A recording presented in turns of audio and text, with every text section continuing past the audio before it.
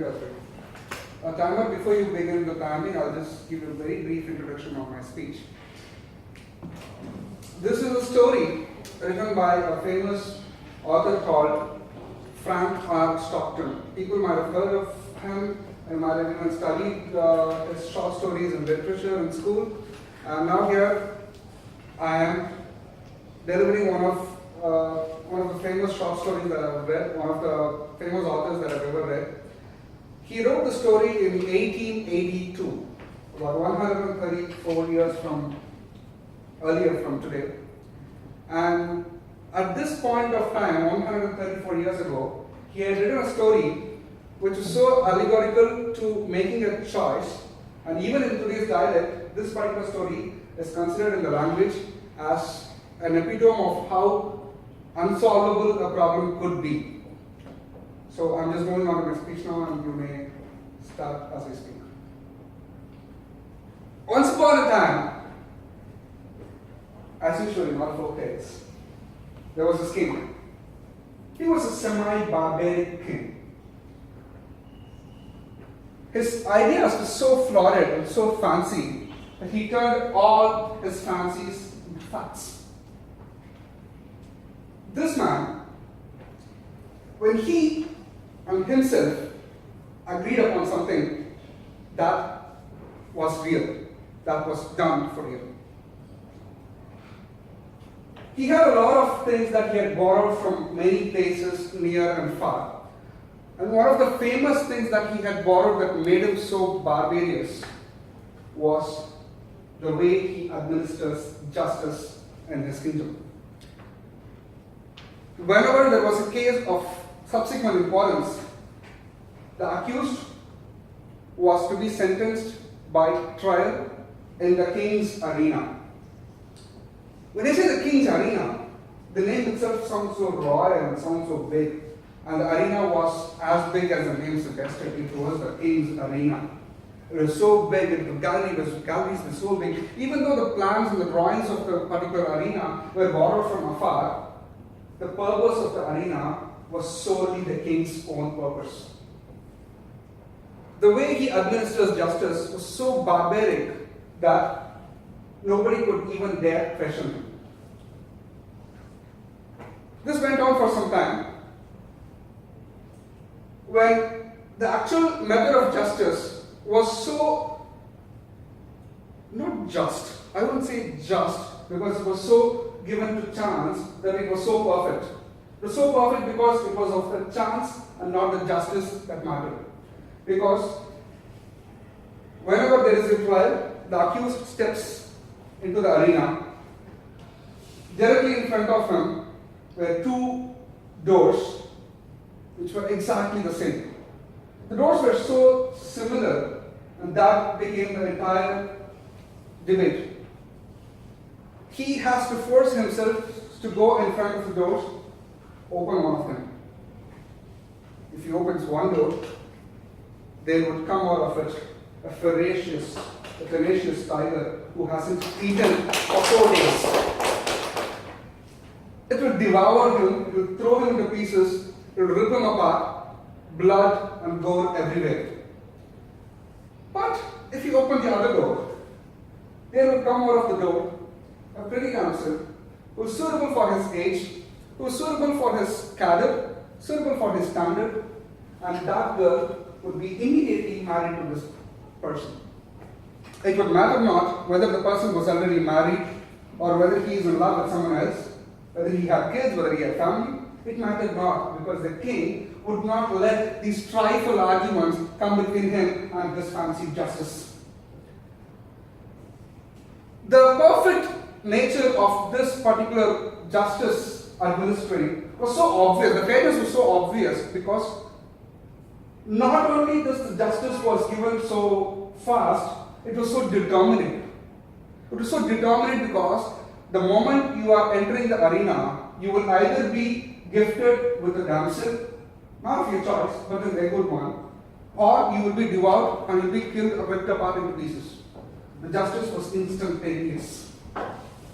Also, the learned crowd of the village, of the particular kingdom, were not able to question anything about this, Because did not the person has the entire thing in his own hands and he opened the doors? So they could not press any charges against the whole system. The system kept running for a long time. Ladies and gentlemen, fellow and future Toastmasters, good evening. As in the usual folk tales, this semi-barbarian king had a lovely daughter. And as in the usual folk tales, this daughter was the apple of his eye. She was as beautiful as all his florid fancies that he had in mind, and she was as untamed as his barbaric idealism itself.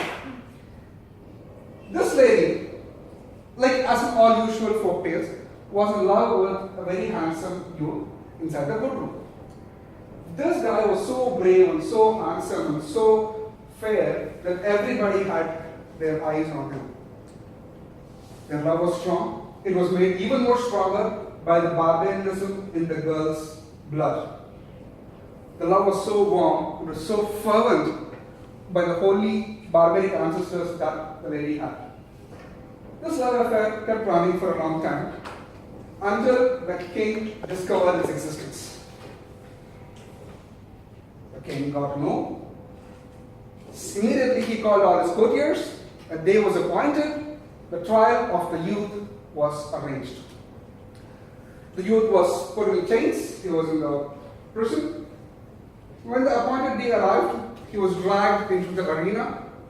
His door opened. He stepped onto the arena. There were people everywhere. People had gathered from near and far.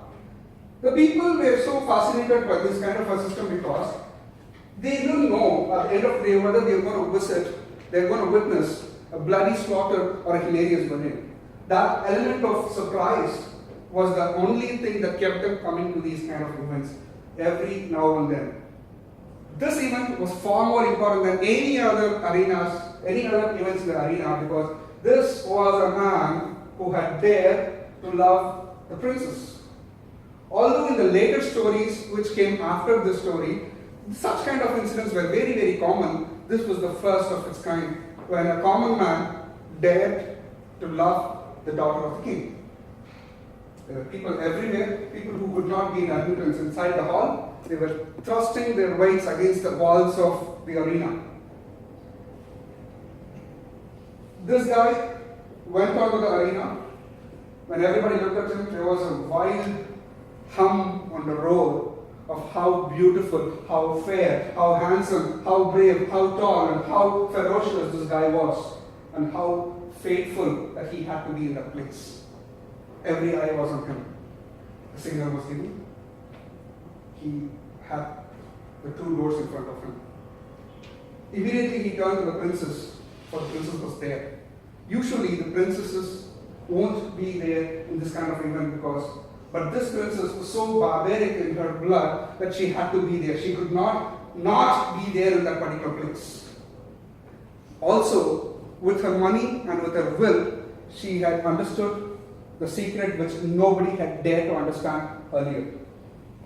She had paid, she had brutally went on to a lot of extent to understand the secret behind the doors.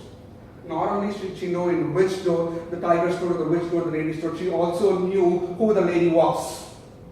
She was one of the prettiest ladies in the court, and she hated her.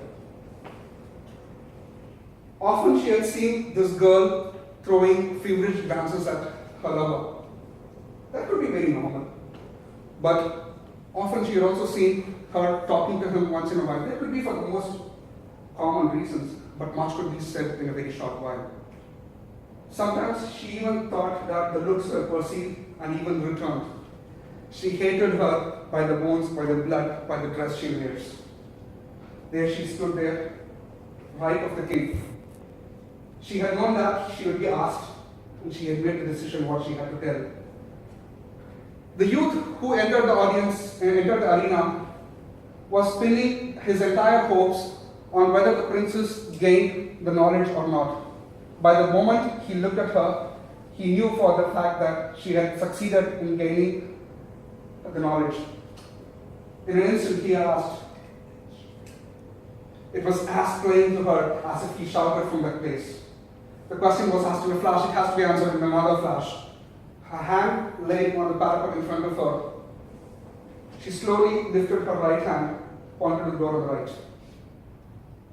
Every heart stopped beating. Every eyes was fixed immovably on the person as he walked directly to the door on the right and opened it. What do you think came out? The lady or the driver? Yes, master.